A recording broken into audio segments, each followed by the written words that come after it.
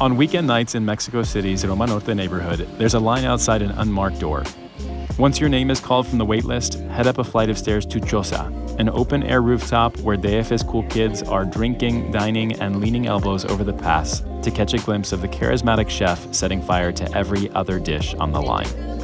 Chef Tyler Henry cut his teeth in kitchens across Peru, Thailand, Mexico, and New York, and the global influence is clear in both his food and the restaurant's ambiance. The scene at Choza is simultaneously Phuket Beach Bar and New York City Rooftop, with Tyler as DJ, fire tender, and pitmaster. His food, a wild mix of Thai, Mexican, and Ethiopian flavors, with an outstanding burger for good measure, is unapologetically bold, bursting with smoke and spice while nevertheless precisely cooked and seasoned. Curry pastes are ground by hand weekly to suit the ever-changing menu. The Thai papaya and green mango salad features big, meaty hunks of mango, and there is, of course, a taco made with wagyu, a sweet sauce, and a riot of herbs.